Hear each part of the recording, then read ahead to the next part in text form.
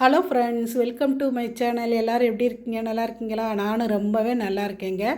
பூஜை ரூமில் உள்ள விளக்கெல்லாம் விளக்கி ரொம்ப நாளாச்சு. கறி பிடிச்சி ஒரு மாதிரி எண்ணெய் பிசு கடிச்சிருந்துச்சா, சரி இன்றைக்கி விளக்கிடலாம்னு எடுத்துகிட்டு வந்து க்ளீன் பண்ணிக்கிட்டு இருக்கேங்க. அடிக்கடி நான் விளக்கெல்லாம் விளக்க மாட்டேன். மாதத்துக்கு ஒன் டைம் தான் விளக்குவேன். சில பேர்லாம் பார்த்திங்கன்னா வாரம் விளக்குவாங்க. எங்கள் வீட்டு பக்கம் உள்ள பெரியவங்களாம் எப்போயாச்சும் தான் விளக்கணும், அடிக்கடி விளக்கக்கூடாதுன்னு சொல்லியிருக்காங்களா. அதே மாதிரி நானும் அடிக்கடி விளக்க மாட்டேன். மாதத்துக்கு ஒன் டைம் தான் விளக்குவேன். இன்றைக்கி விளக்கெல்லாம் க்ளீன் பண்ண ஆரம்பித்தாச்சு.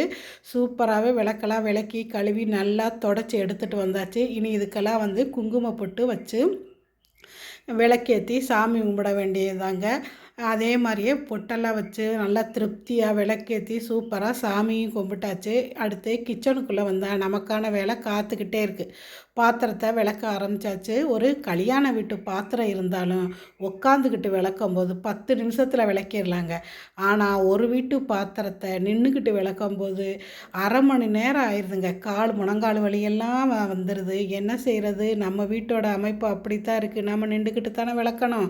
அப்படியே கவுண்டர் டாப்லாம் க்ளீன் பண்ணிவிட்டு சிங்க்கெல்லாம் சுத்தப்படுத்திட்டு அடுப்பு துடைக்க ஆரம்பிச்சிட்டேன். அடுப்பு துடைச்சிக்கிட்டே நைட்டுக்கு என்னடா சாப்பாடு செய்யலான்னு யோசித்துக்கிட்டே துடைச்சிக்கிட்டு இருந்தேன்னா, ஒரு ரவை பாக்கெட் இருந்துச்சு. சரி உப்புமா கிண்டிடலாம்னு உப்புமா கிண்ட ஆரம்பிச்சிட்டேன்.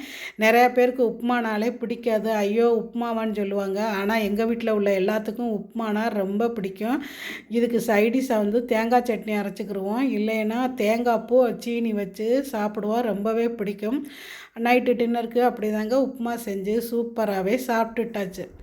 வீடியோ பிடிச்சிருந்துச்சுன்னா சேனலை மறக்காமல் சப்ஸ்கிரைப் பண்ணிவிட்டு அப்படியே ஒரு லைக் போட்டுருங்க. வீடியோ எப்படி இருந்துச்சுன்னு கமெண்ட்ஸ் பண்ணுங்கள். ஓகே ஃப்ரெண்ட்ஸ், தேங்க்யூ, பாய்.